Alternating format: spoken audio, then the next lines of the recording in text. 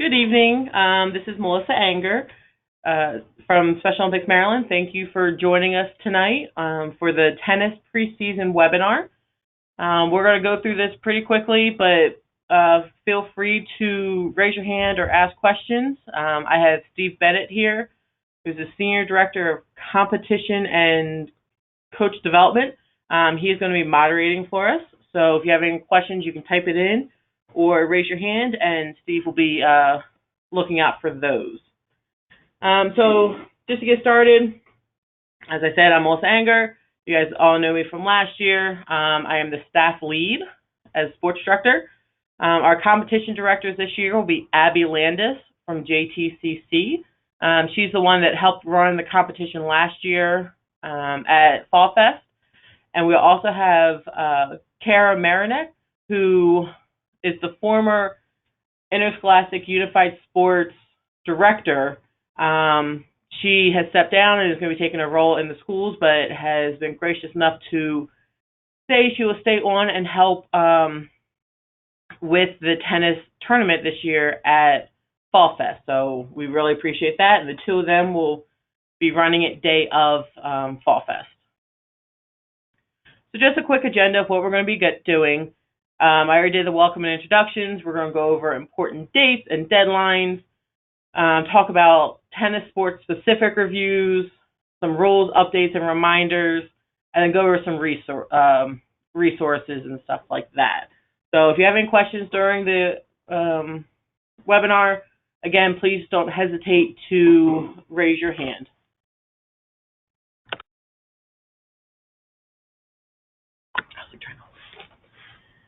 So just some of the deadlines and registration information. 8/29 is when you need to have your training registration deadline or training registration into your area leadership. So this is just a list of coaches, athletes, unified partners, volunteers, anyone that's participating in your program, even if they are not attending the state competition. Anyone that's practicing with you or comes to practice must be on this list and sent to your area leadership by 8/29. The team intent form and individual rating sheets are due to me by September 10th.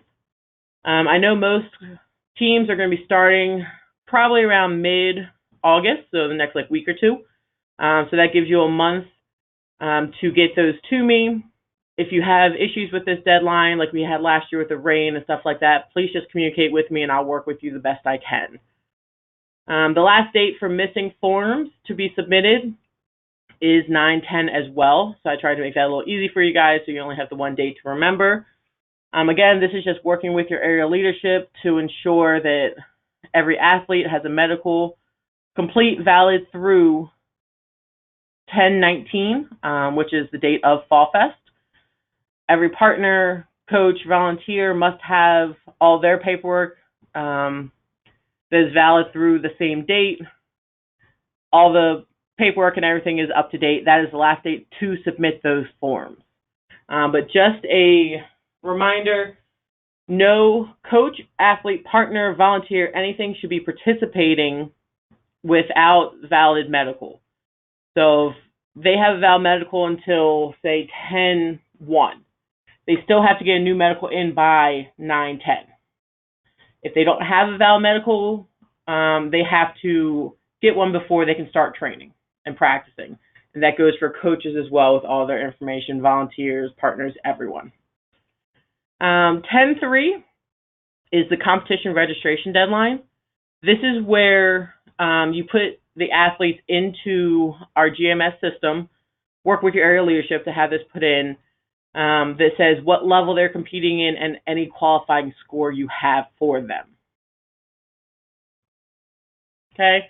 Coaches requirements, all coaches, this has been sent out multiple times over the last few months, but all coaches of Special Olympics athletes, teams, programs must have the following certifications prior to coaching the season.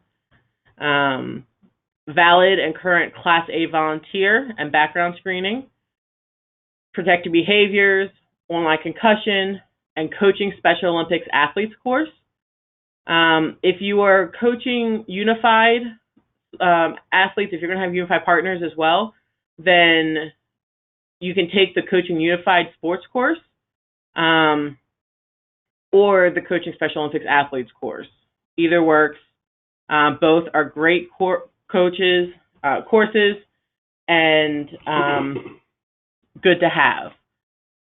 And for the Coaching Special Olympics Athletes, we have some in-person trainings, but we also have, you can take it online, and I'll send out the link when I send out the webinar tomorrow in my follow-up that has a link to the Coaching Special Olympics Athletes course. That course does cost, I believe it's $16.95 or something like that. If you send the receipt in with your certification and completion, then we will get you reimbursed. So there is a cost, but we will get you reimbursed. Head coaches also must have a coach sports certificate, coach sports specific certification as well. So if you don't have that, you must get that to be eligible to be a head coach. Everything that I talked about is good for 3 years.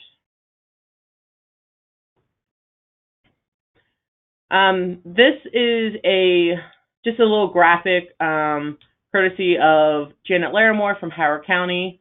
That kind of goes through what each volunteer needs and what each coach, sport volunteer, general volunteer, anything that they need, this is what this is just a list of it.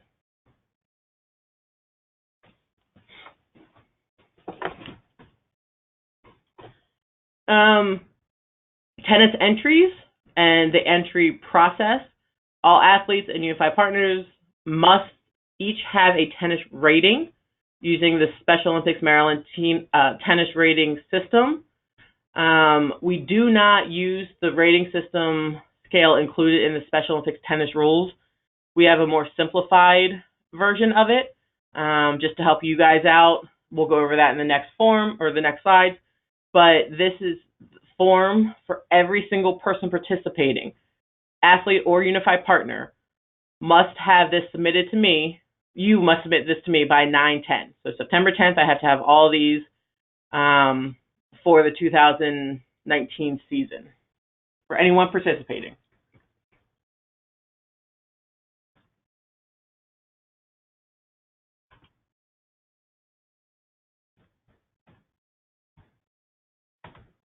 Sorry, I'm having a little technical difficulties. My screen froze.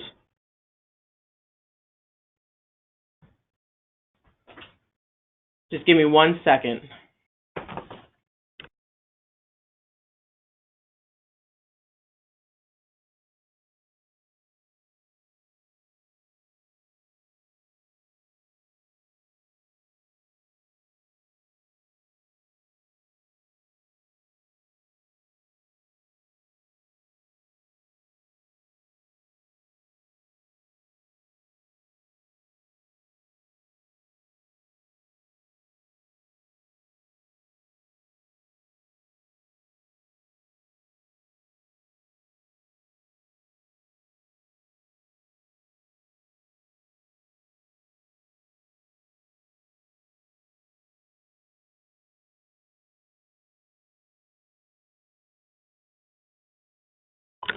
Sorry about that. We're going to be just 2 more seconds. Not really sure what happened. It looks like Microsoft is not working for me for a second. I'm sorry about this. Short delay. We'll be with you in just 1 second.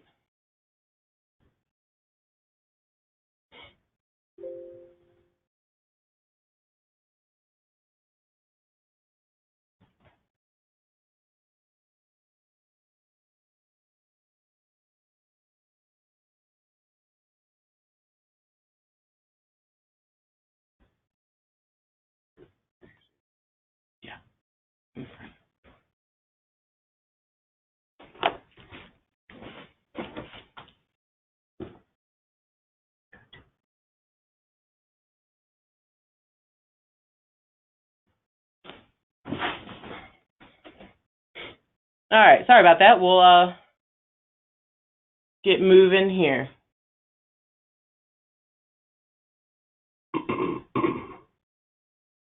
All right, so as I mentioned, we have the tennis rating sheet that we use, not the one that SOI uses or Special Olympics North America. We think this one's a little bit easier to read, and so this is a tennis rating form that needs to be done for each unified partner and athlete.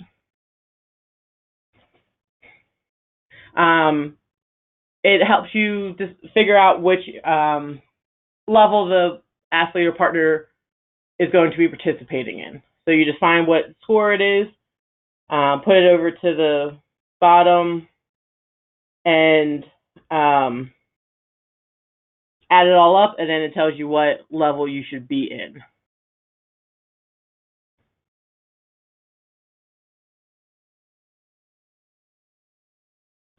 Well, it actually tells you what level you think they should be in. Sorry. Just more about how to be eligible for Fall Fest. You must compete in at least 2 sanctioned qualified competitions in order to be eligible for Fall Fest. 1 must be a sanctioned multi-program qualifying. So you have to have multiple programs there, which will be the required qualifier that we have on August 6th at JTCC. And again, I'll send that information out again. But every single athlete that's participating at Fall Sports Fest on October 19th must come to the required qualifier on October 6th at JTCC in College Park. Okay. The other one can be an in-house qualifier with a sufficient number of players are available to provide good competition. So you can't just put a orange ball player with a yellow ball. It has to be someone that's matched up, good competition for all. Okay. Make sure you have officials in place and you are following all the Special Olympics and national governing body rules, which is the USTA rules. And send all results to myself following the competition so that I have them on file. Each player, athletes, and unified partners must qualify/compete in the event that they will be competing at in Fall Sports Fest. Okay?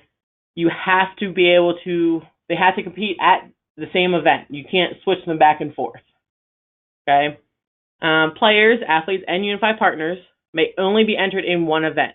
So that's singles or doubles. Only one. And the doubles is either traditional or unified, not both. Okay. This is a competition schedule. As I mentioned, on 10/6, there is JTCC, where every single athlete coming to Fall Sports Fest must attend. The only other one that I have a date for as of now is September 22nd. I believe that's a Sunday. Towson University wants to host a competition for us, which is amazing. We're going to offer that to all athletes. Anyone that wants to come, it's going to be called the Tiger Invitational, which is pretty cool, and we're hoping that this will be a yearly event that athletes can come to because we know how difficult it can be to host qualifying competitions on your own. So we want to give you some other options as well. This is a lot, and I'm not going to go through it because I've already gone through a lot of this. It's just kind of reiterating everything. Qualifying for the state tournament, which is Fall Sports Fest. Everyone has to meet all the training registration deadlines and requirements. You must compete in a minimum of 2 sanctioned qualifying events. The big thing that I wanted to go over with this is with doubles teams, traditional and unified, all partners must remain the same through all competitions. You cannot be switching up partners. If a unified partner can't make it, or if a traditional partner can't make it to the competition, their team, you can work with me to switch them possibly There's a very good chance that's still not going to happen depending on the time. But work with me. But at every competition, they must remain the same. You cannot switch unified partners from qualifier to qualifier. That's not fair to the athlete. The unified partner must attend all qualifying competitions that the athlete is competing in, or they are not eligible, as a pair, are not eligible for Fall Sports Fest. And we cannot just switch the athlete to singles because they didn't participate in the two competitions. So if you want them to be a unified partner and unified doubles, ensure that those partners are good to go for the entire season and know what dates you're having the competitions on, so that they know when to show up and they know when they have to be there. They have to be at every practice and every competition. Again, this is just a little bit more going over kind of the stuff that we've already gone over, but in order to count as a qualifying competition, so I talked about in-house, you must follow the rules, as I mentioned. You have to have appropriately trained and certified officials and judges. You must have medical on site, and ideally have 3 or more areas there, area county programs. I understand that is not always the case, but ideally that is what we would like. You have to have a completed sanction form also sent to myself by your area director at least 30 days in advance. So if you'd like to host a competition, please let me know and I can work with you if you have any questions. The training intent form, again, this is something that we've done every year. This also is due to me on September 10th. So this is anyone that is planning to attend Fall Sports Fest. If they're planning to attend, I need the numbers here just to help me get an idea of what we have. And this year actually is what we started last year with the pilot program of level 3. We are adding that as an event open to all areas. So if you would like someone to participate in level 3, that is a 60-foot court and an orange dot ball. So again, we haven't had that in the past. Last year we piloted that program or that level with Montgomery and Frederick counties, and I think it went really well. They each had a couple groups in it. And so we decided to open it up to everyone this year, which is great. So we will have levels 1 through 5 completely at Fall Sports Fest, which is a really good thing for us. This is just an example of how to fill out the intent form. And again, this is only those that are going to be coming to the Fall Sports Fest. If they're not coming, you don't have to put this count on here. This is just to give us an idea of the numbers that we're going to have at Fall Sports Fest. The rule reminders, so we're going to get into some rules. New rules were published in June of 2018 for tennis. It was a lot of just wording changes. There wasn't too many differences, but they are posted on the Tennis Coaches Resource page, which that is a link that we can go to. You can go to, and I will also send out that link in my follow-up email. But use that. All the competitions are going to be listed on there as well, plus information about Fall Sports Fest. It's a great resource that we started for the spring sports that I think is working really well. And the matchups and all of that will also be posted on here on that website prior to Fall Sports. As I mentioned, levels 1 through 5 this year, which is amazing. This just kind of goes over each levels, and in each of the match play levels, we have singles, doubles, and mixed doubles. Both doubles are traditional and unified, which is great. And so you can see the size of the court and the type of ball that is being used. Just a friendly reminder, I don't think we had this issue last year or previous years, but Special Olympics Maryland will use the red ball. The foam is good for training, but will not be used in competition. The red ball that we use in competition feels just like any other tennis ball. It's not the foam kind.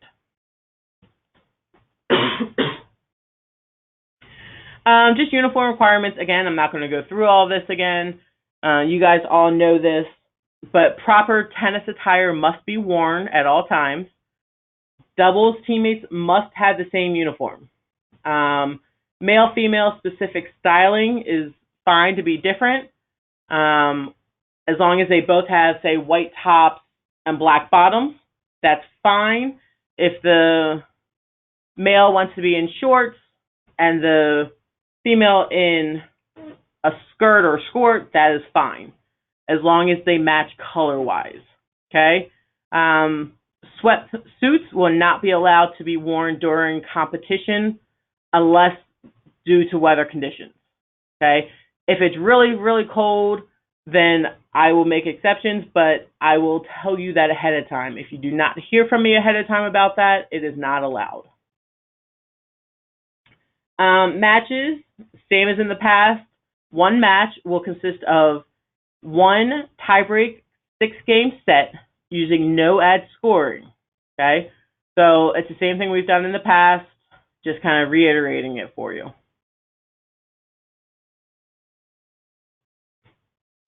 Like I just mentioned, we will be using no ad scoring.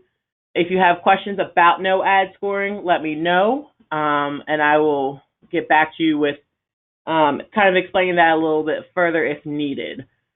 Coaches on court, you can have one designated Special Olympics coach or a credentialed team member. They have to be credentialed. It can't just be a random parent from the stands. They have to be credentialed, and we have to know about them ahead of time to be able to get onto the court. But they can have one credentialed representative from their team sit on the court where the team is playing.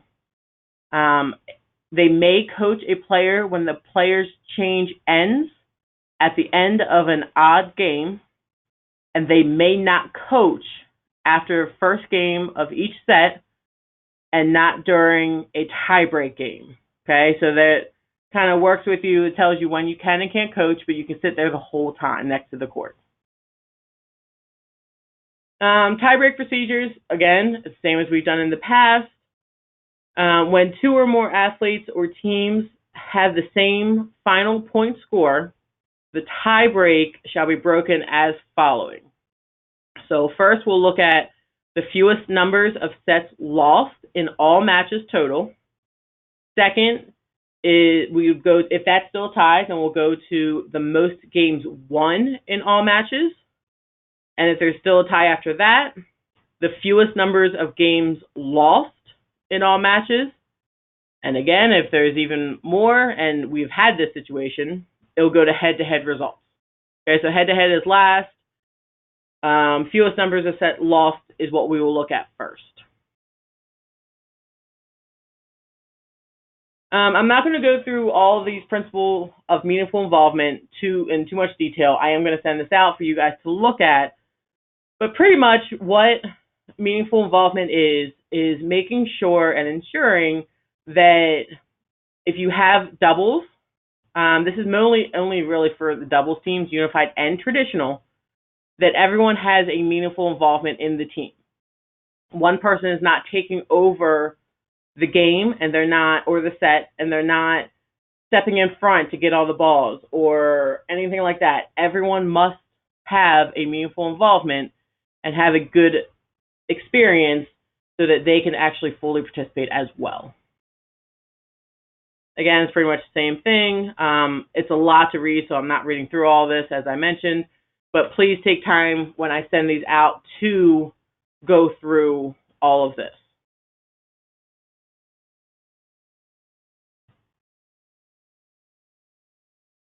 It's a lot, but so that's why please go through it. For the resources, again, this is just another link to the coach's resource page. I put it in there twice because I think it's very important. It's a new tool that we are using, and I think has worked really well in the past for the spring and summer sports. So this is just kind of a screenshot of what it looks like, and obviously you can scroll down on the website, but here you cannot. But it has links to the rules and the rule changes and the coaching guide. It also has links to register for webinars. This is where all the coaching opportunities were listed with registration links. Underneath, that got cut off because I couldn't make my screen smaller, has all the season competitions and who to contact to register and all of that. So this is a really great resource page to have where you can get all the information you need. And I will be posting this recording on there tomorrow as well. And just a note for those of you who may coach other sports, when you go to our Special Olympics Maryland website, up at the top tab, you'll see the coach. You click on that, there'll be a drop down that says Coach Resources. You'll click on that, and then it'll pop up and show you all the different sports and different seasons and different information. So again, that's something we started, and as Melissa mentioned, it's a very valuable tool to make easier communication and easier access for all the coaches to get the resources that you guys need. And with the other thing we talk about is code of conduct. We all look to you guys as leaders and coaches. The athletes and partners look to you. Other coaches look to you guys.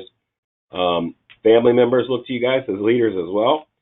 So just a reminder, review the code of conduct. It's basically respect for all the competitors, the officials, the volunteers, the management personnel. Again, it's common sense. But again, we don't want to have to bring this up anymore. So if you guys could just do your due diligence, read through these, and make sure that you pass this along to any of your other coaches, etc. So again, as leaders, athletes, and partners look to you guys and your experiences, your emotions, and that can impact them as well. So right now, I'm going to take a pause real quick to see if we have any questions before we go on into some more general information.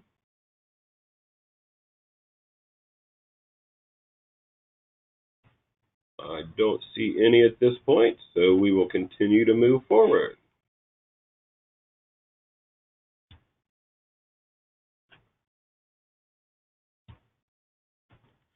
All right, so the next couple slides, we're just going to really breeze through.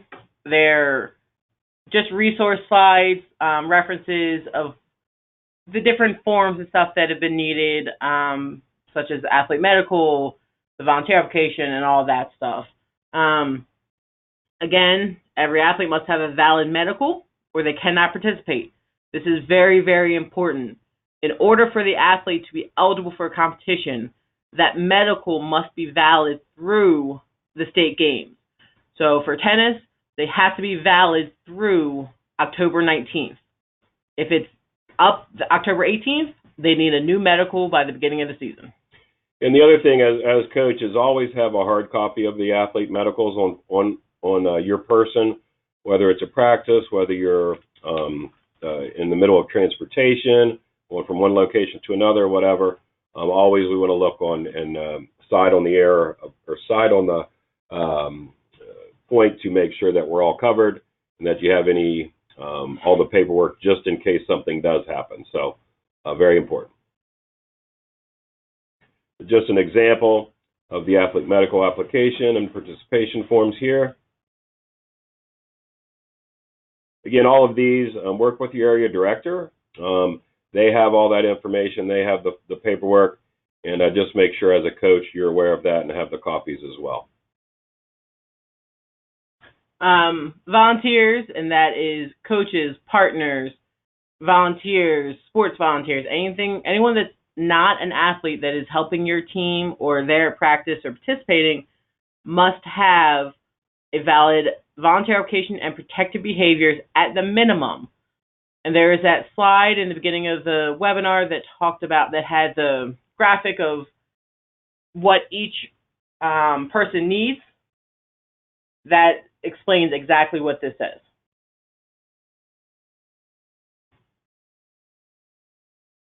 So this is just a copy of the volunteer application super easy. If they're under the age of 18, they also have to have this completed as well, in addition to the last 2 pages.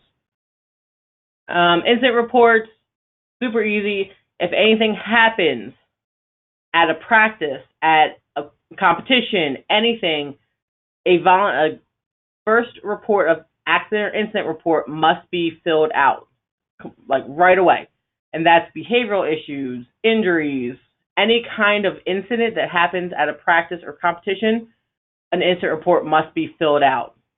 And the reason for that is that we here at the state office and the county programs, we have our insurance policies, and this gets submitted to our insurance companies. And the important note here, if there's any property damage that occurs at a facility that you're using for practice, that also needs to be filled out on the incident report. And again, you can submit that to your area director, remind them to send that into the state office as well. This is just a copy of that. Again, your area directors have that. If you need that, you're having trouble finding that, we can also be a resource for you to get that as well.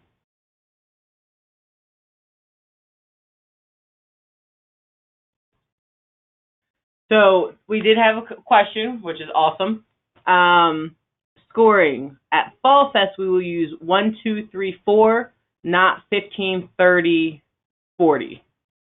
Okay, so same as last year, it will be the 1, 2, 3, 4, single digit, just straight up 1, 2, 3. So this is a very good question. Please define sports volunteer versus volunteer. So anything that, if the volunteer is doing anything that has to do with the sport, such as keeping score or helping on court with something, that is considered a sport volunteer. So if they have any role that directly relates to the sport, that is a sport volunteer. A general volunteer is anyone that does something outside. So if they do like some of your paperwork, or if they're just kind of their chaperones, that is a general volunteer. Yeah, passing out lunches, helping with parking, that kind of stuff. But again, on the court is where the sport volunteer piece comes into play. So that is our webinar. Are there any other questions that we can answer? You can raise your hand or you can type it in. Please feel free to reach out to me at any time, email, text, call, whatever you need. I'm here to help. So if you have any questions during the season, please don't hesitate to reach out to me. That's why I'm here. I'm here to help. One thing I did not put in here, which I should have put on the calendar, is we have 2 dates for training at JTCC at the end of August. I will send these dates out. I sent them out before, but I will send these dates out again.